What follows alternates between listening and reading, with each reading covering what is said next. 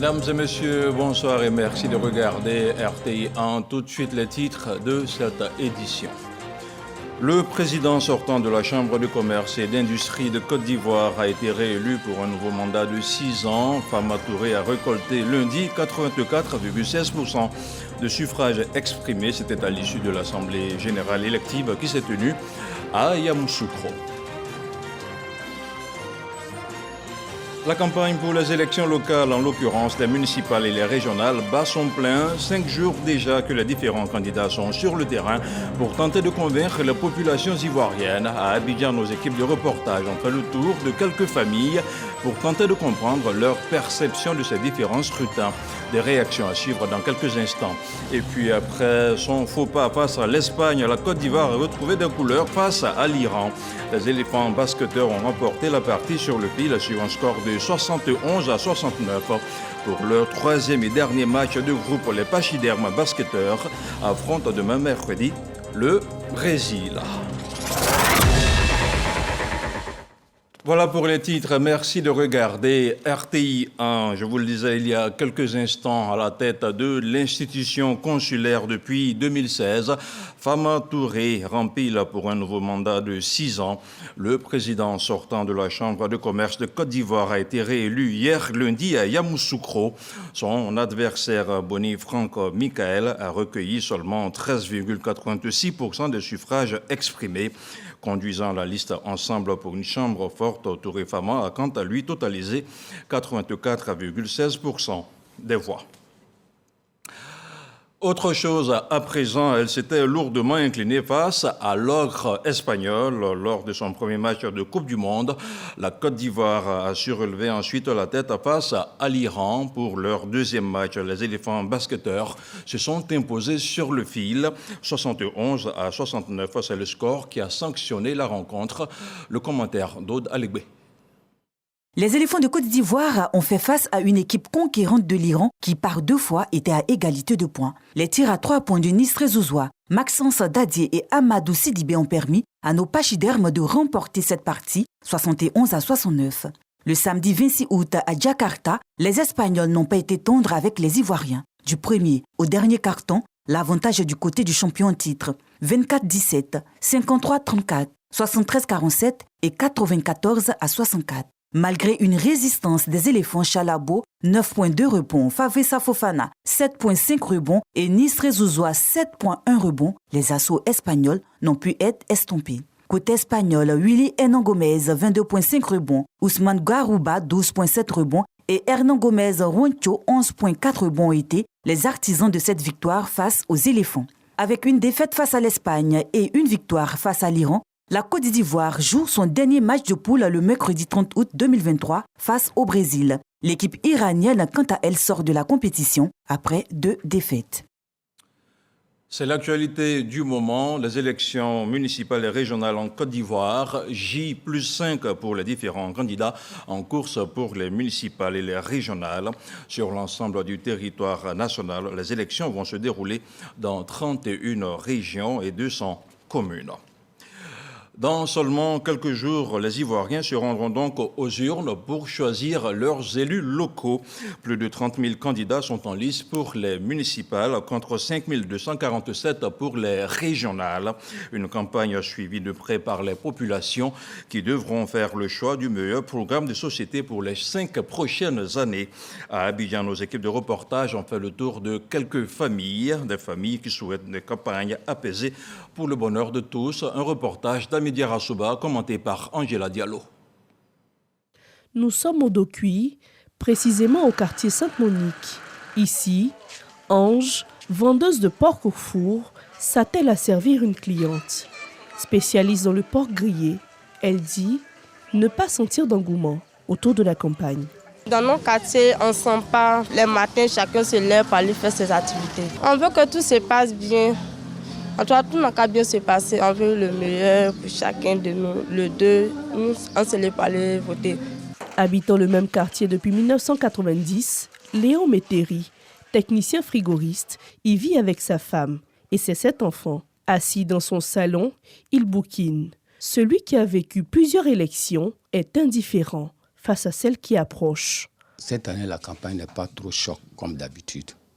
La preuve, on n'a pas reçu de candidats au quartier. Chaque année, je vote, j'ai tous mes cartes d'électeurs. Non, nous, on veut que ça se passe dans les bonnes conditions, dans la paix, sans problème. Le candidat que j'ai choisi, c'est lui qui sera élu cette année. Quant à Yassane, rencontrée au Vallon, elle affirme vivre la campagne et se dit prête à accepter les résultats des urnes. Car au final, c'est la démocratie qui triomphe. Depuis l'ouverture de la campagne, on sent une belle ambiance et les gens sont motivés. On voit la campagne se passer dans un climat très calme et ça nous rassure. On voit les affiches, on voit l'engouement. On s'est dit que ça va, quoi. Les autorités en charge de la gestion des élections gèrent bien le décompte, les résultats, pour que ce qui a été exprimé par les citoyens se reflète dans les résultats, puisque c'est des élections locales. C'est la porte d'entrée de l'autorité de l'État.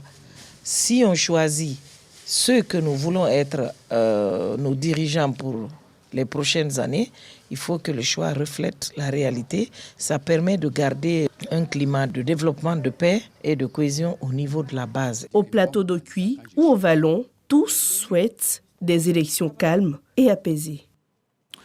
Et pour un meilleur déroulement des élections dans la ville de Beaunois, un dispositif de sécurité et de défense a été déployé pour la circonstance. La mesure consiste à prévenir des troubles. Il est bon de rappeler que la localité avait déjà été le théâtre d'affrontements entre les populations lors de la dernière élection présidentielle. Cette année, les populations ont donc décidé de s'engager pour un scrutin sans violence. Elles l'ont démontré au cours d'une marche pour la paix. Un reportage de Théodore Zouzou, commenté par Grace Kando. Il est 8h30 à Yaou, un village de Beaunois, chef-lieu de sous-préfecture dans la région du Sud Comoé. Force de sécurité et de défense, notabilité et candidats, côte à côte, marche pour la paix. C'est presque au pas de course que les marcheurs avancent dans une ambiance festive. Direction Beaunois, à près de 3 km de Yaou. Une activité initiée par le commissariat de Beaunois. Nous profitons de la A100 pour les rapprocher les uns des autres. C'est un symbole que nous voulons lancer à toute la communauté pour dire que la force de sécurité et de défense sont avec la population. Elles sont heureuses lorsqu'il y a la paix, elles sont heureuses lorsqu'il y a la cohésion sociale. Et nous invitons tout le monde à se rassembler autour de la paix pour que ces élections se passent dans les meilleures conditions. À l'entrée de Beaunois, les marcheurs marquent une halte pour avoir la bénédiction des chefs de terre. Quelques minutes après, ils reprennent la route pour l'espace Kadio-Amangwa face à la cour royale. Ici, une purification est faite par les commiens, puis une charte d'engagement pour la paix aux élections municipales du 2 septembre. Cet engagement est signé par tous les candidats. Une charte soumise par la cour royale en collaboration avec la police de Beaunois. Une campagne saine pour des élections apaisées, pour un développement local certain. C'est ce que nous leur souhaitons. À l'endroit de ces différents candidats, c'est de les amener à être des hommes d'honneur. La commune qu'ils envisagent de diriger est plus importante que leur propre personne. Lorsqu'ils s'engagent à vouloir diriger cette commune, ils doivent avoir le comportement le plus exemplaire. Ils doivent donner des mots d'ordre, des consignes fermes à leurs militants, à leurs sympathisants, à l'effet de préserver les acquis. Cette activité s'inscrit dans le cadre des journées de cohésion police-population débutées le 3 août dernier, financées par le PNUD. Elle vise à instaurer un climat apaisé dans la ville de Beaunois. Et pour emboîter le pas aux populations ivoiriennes, les guides religieux s'engagent également pour une paix durable en Côte d'Ivoire. Une association qui défend ses idéaux s'est rendue récemment au Conseil constitutionnel à Chantal Nanaba Camara. Elle a dit son attachement à la paix et à la cohésion sociale. Le compte-rendu de Sidonie Davila. Les membres du Conseil constitutionnel d'une part, les guides religieux d'autre part, pour une séance de travail aussi unique que significative. Nous rendons une visite en ce jour à notre noble institution pour d'abord féliciter Madame le Président pour la nomination et l'élévation que Dieu lui a accordée.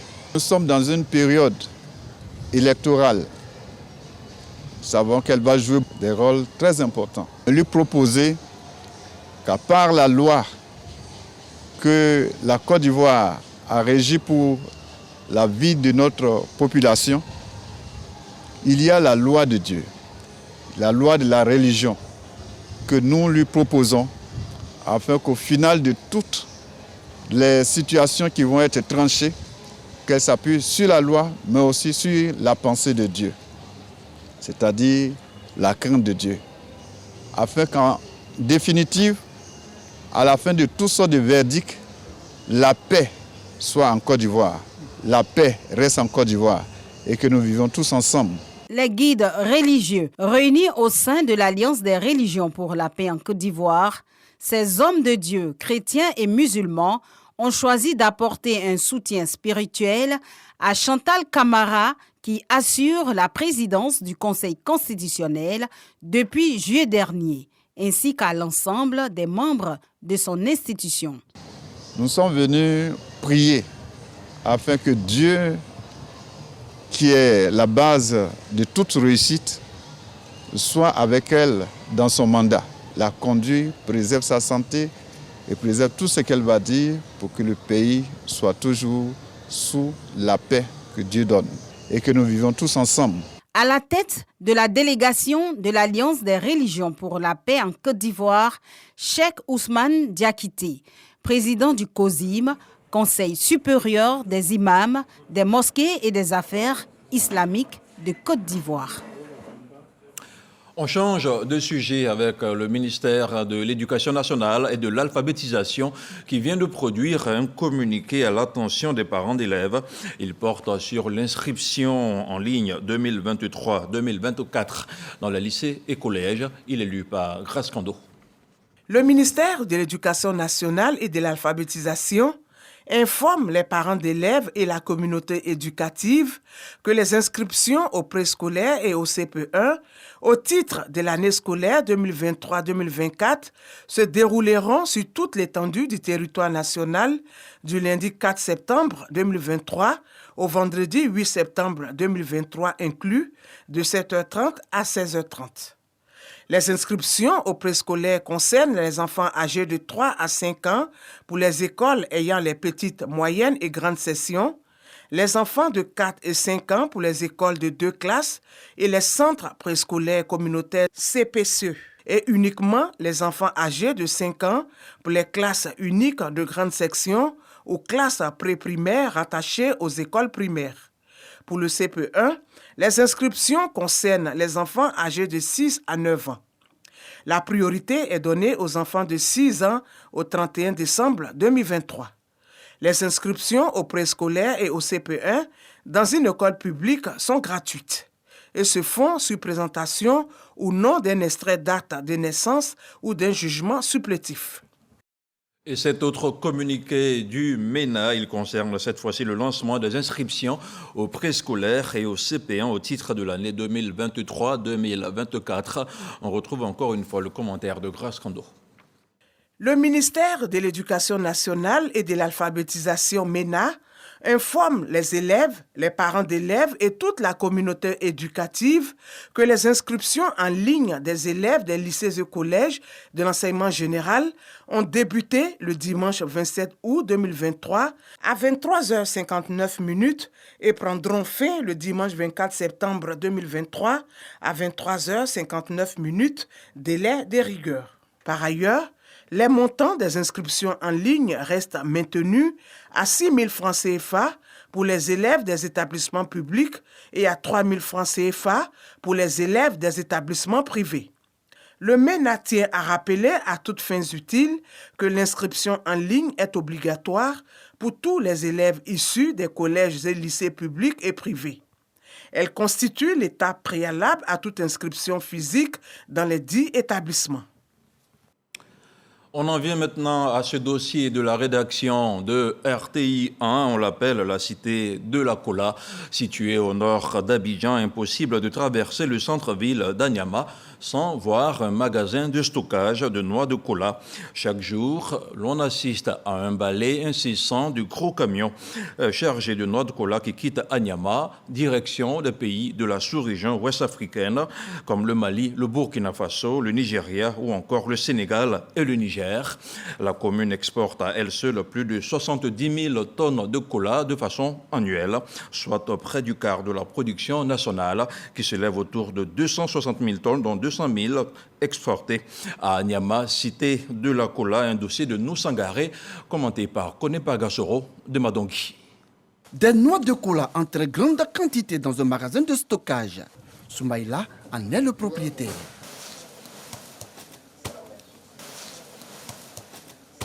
Il connaît bien le circuit d'approvisionnement de cette noix.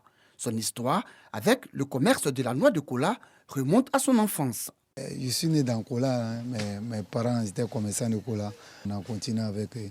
On a des piscers qui sont dans les villes comme San Pedro, Soubré, Sassandra, Divo, Lakota, Ma, Danane. La plupart des colatiers se trouvent dans les plantations de café, cacao. Voilà, ça a acheté, mettre ensemble, si ça vaut au moins 2 à 3 tonnes, 5 tonnes, on nous appelle. On les envoie les 10 tonnes pour aller charger cola pour envoyer sur Anyama. Le coût moyen du kilogramme de la cola varie entre 300 et 500 francs CFA. Ici, Soumaïla travaille avec des manœuvres assis autour des gros tas de noix de cola. Il s'active habilement à trier les bonnes graines.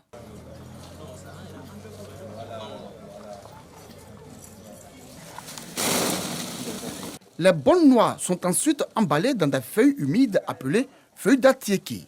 Elles permettent une meilleure conservation de la graine. Et cette tâche est confiée à Ismaël et son équipe.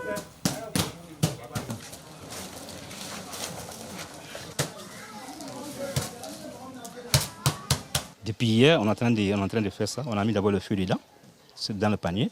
Aujourd'hui, on est en train d'emballer maintenant. Là, on est en train d'emballer là. Ça fait 100 et quelques paniers. Chaque panier, on n'a que 200. Communément appelée Cité de la Kola, Anyama est situé au nord d'Abidjan. Il est rare, voire impossible, de traverser la commune sans apercevoir un magasin de stockage de cette noix. La commune à elle seule exporte plus de 70 000 tonnes de cola annuellement, soit près du quart de la production nationale qui s'élève autour de 260 000, dont 200 000 tonnes exportées. Chaque jour, l'on assiste à un balai de gros camions chargés de noix de cola qui quittent Anyama en partance pour des pays de la sous-région, de Burkina Faso, le Mali, le Niger, le Sénégal, entre autres. Karim est un acheteur. Venu du Mali, il doit charger ce camion remorque de 45 tonnes. Destination Bamako, la capitale malienne. Je suis dans la vente de la noix de cola depuis 1992. C'est un produit qui se vend bien au Mali. Comme nous n'en produisons pas au pays, nous sommes obligés de venir en Côte d'Ivoire pour nos achats. Au Mali, le prix varie en fonction de la disponibilité. Quand la demande est forte, la noix se vend à 1500 francs CFA, voire 2000 francs, dans le cas contraire à 1000 francs CFA le kilogramme.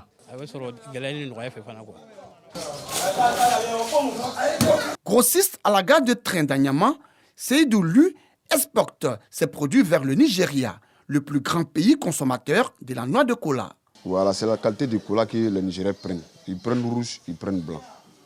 Voilà, donc, si tu vois, je dis, et ils prennent beaucoup plus que tous les clients. Parce que quand ils sont bien formés, c'est ce qu'ils prennent. Pour ça, on peut conserver jusqu'à 1 à 2 ans, 3 ans. Quand c'est fraîche comme ça ne peut pas au Nigeria. Parce que eux, les routes là, c'est long. Quand ils vont charger dans les camions, dessus, ils vont arriver à la destination. Tu vas trouver que non, c'est pourri, c'est gâté. Le second client qui prennent beaucoup, c'est le Burkina. Et ils prennent tout rouge, ils ne prennent pas blanc. Bon, et aussi, ce qu'ils prennent aussi, c'est ce qui est bien formé. Ils prennent beaucoup. La vente de cette graine nourrit des milliers de personnes. Beaucoup prisée en Afrique, la noix de cola a été pendant des siècles une monnaie d'échange sur le continent au même titre que les courris et le sel. Utilisée pour des rituels dans la société africaine, elle est au cœur de nombreuses cérémonies, dont le mariage. Mais son utilisation n'est pas une obligation dans la célébration des noces en islam. N'empêche, Suleiman Diarasouba, imam de la mosquée Kouba de Belleville 2, reconnaît qu'elle est un symbole important dans la célébration d'une union. L'arbre de Kola est un arbre centenaire, c'est-à-dire qui dure longtemps.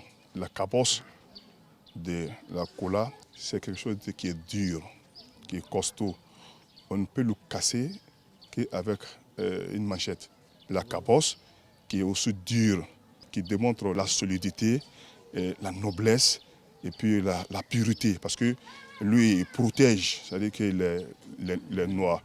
Donc, maintenant, quand vous cassez aussi la cabosse, vous trouvez là-dedans plusieurs noix de cola.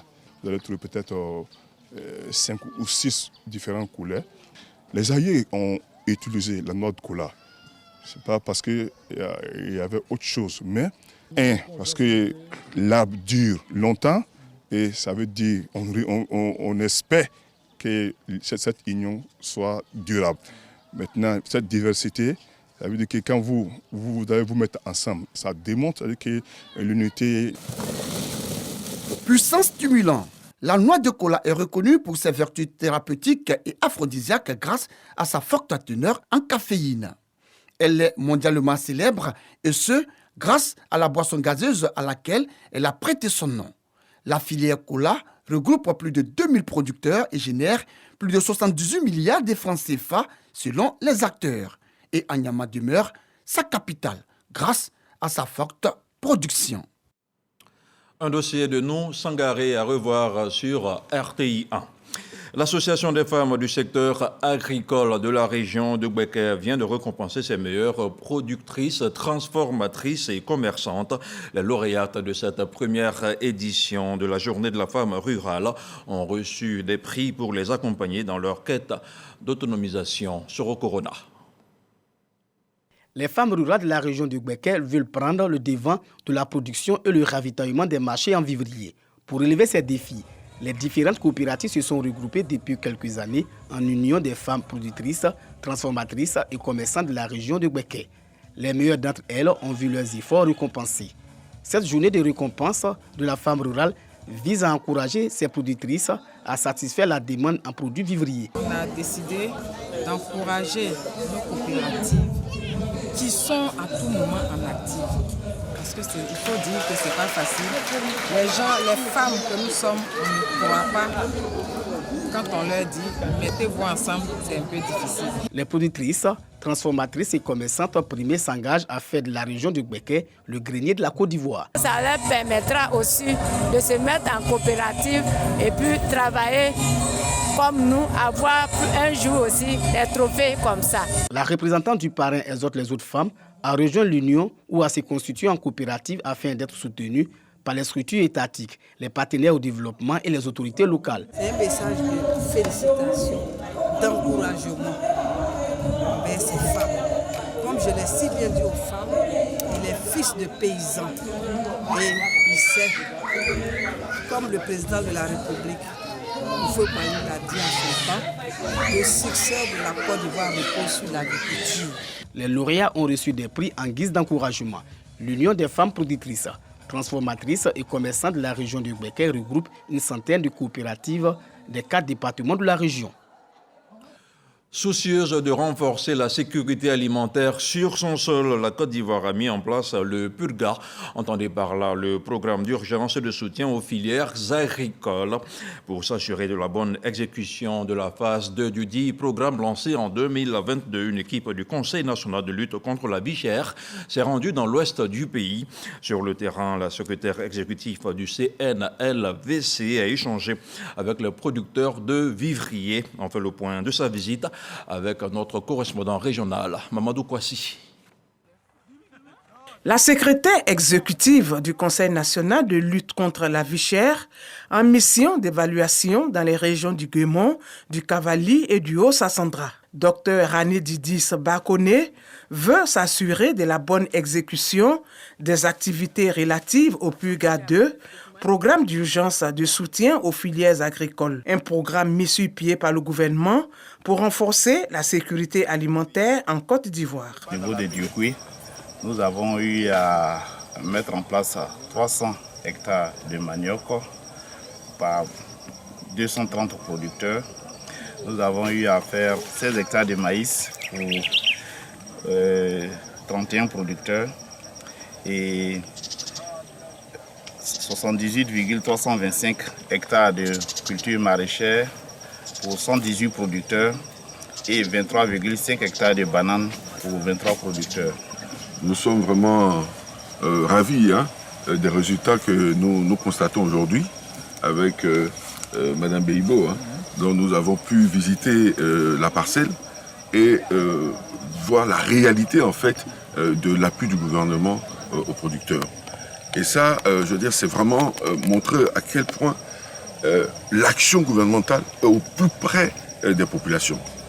Et moi, quand je vois la satisfaction de Madame Beibo et toutes les femmes productrices de son association, les femmes veuves de Diokoui, qui bénéficient du programme donc Purga 2, nous ne pouvons que aller rendre compte au gouvernement de la satisfaction des différents acteurs.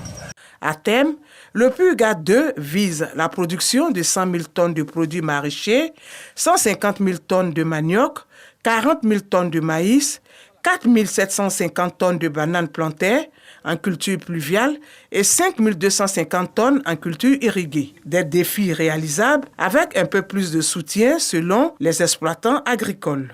Rappelons que, dans le cadre du Purga 2, démarré en 2022, les exploitants agricoles ont déjà bénéficié de semences d'engrais, de tracteurs, de tricycles et de bennes. Vous avez reconnu le commentaire de Grace Kando. Classe moyenne féminine et demande de services de garde d'enfants en Afrique de l'Ouest, c'est le thème d'un atelier qui s'est tenu récemment à Abidjan. Il a eu pour cadre la salle de conférence du ministère de la Femme, de la Famille et de l'Enfant. En toile de fond, il s'est agi de mettre à la disposition des leaders des propositions sur la thématique abordée. On en parle avec Amidia Rassouba et Jean-Marc Gadji.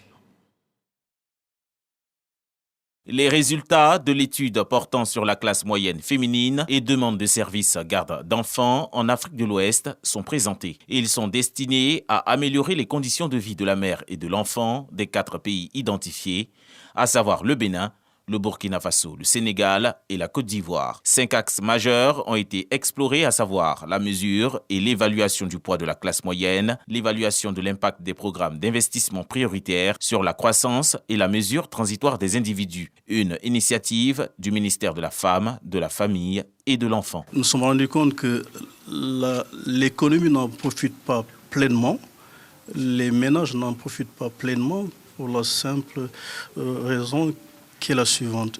Elles ont un goulot d'étranglement. Comment faire face par rapport aux enfants à garder lorsque je dois travailler? Se pose le choix cornélien. Dois-je garder mon enfant, renoncer au marché du travail, ou alors rejoindre le marché du travail? Et même là, la contrainte me rejoint parce que s'occuper des enfants lorsque je n'ai pas de service de garde à proximité ou dans mon lieu de travail devient une contrainte majeure. Ces études contribueront à réaliser les objectifs de développement relatifs à la femme et à l'enfant. Cette étude qui cible le couple mère-enfant offre ainsi l'opportunité d'adresser la problématique dans son ensemble et d'en tirer tout le dividende. Ces résultats viennent renforcer les instruments juridiques de protection de l'enfant contenus dans la Convention relative aux droits de l'enfant de 1989, ratifiée par la Côte d'Ivoire et les indications du Forum de Dakar. Direction Agboville, où les épouses des chefs de village et des têtes couronnées de la région ont désormais une association. Elles ont installé la présidente de l'organisation qui aura la lourde charge de les représenter et de travailler à leur envie d'autonomisation. L'entité se veut également une chambre consultative pour leurs époux dans l'objectif de consolider la paix sociale. Théodore Zozou, Grace Kando.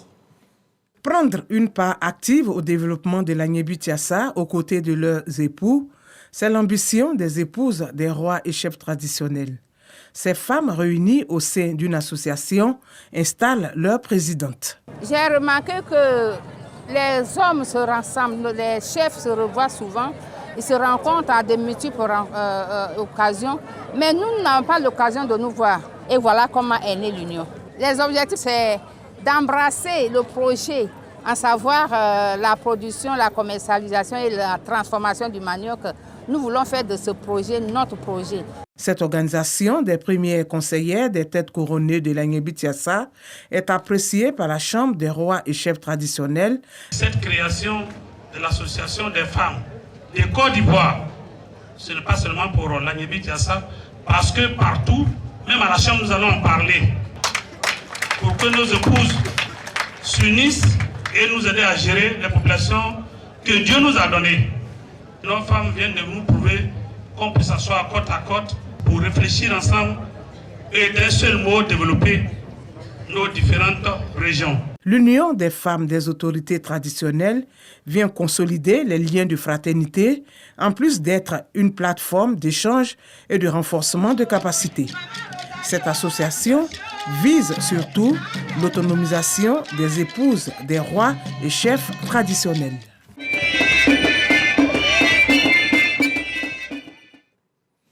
On y va maintenant pour un petit tour d'horizon de l'actualité internationale. Souleymane Donisongou nous conduit au Gabon, en République démocratique du Congo et en Irak. On regarde.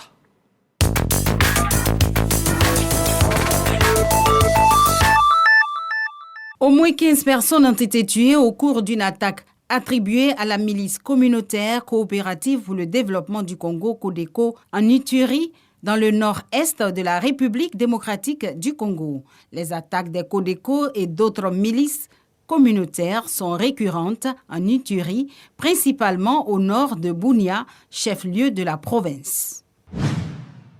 Le Gabon est toujours dans l'attente des résultats après les élections générales du 26 août 2023. Les Gabonais votaient pour la présidentielle, les législatives et les locales. Un triple scrutin inédit. Franky Meba Ondo, vice-président de Réagir, a été arrêté, une interpellation jugée arbitraire par le président de ce parti d'opposition, François Ndongo-Biang. Internet reste coupé pour des raisons de sécurité afin de prévenir les débordements et préserver la sécurité de l'ensemble des populations, selon le ministre de la Communication. Le sergent Nicolas Mazier du commando parachutiste de l'air a été tué en Irak alors que son unité appuyait un contingent irakien en opération antiterroriste. D'autres membres de son unité ont également été blessés à ses côtés. Les affrontements armés ont duré plus de 5 heures. Un lot de brèves commenté par Sidonie Davila. Ainsi se referme cette édition préparée par l'ensemble des rédactions de RTI 1, RTI 2 et RTI Boaké. Pour ma part, j'ai été très ravi de vous la présenter. Merci de nous avoir suivis. Je vous dis bonsoir.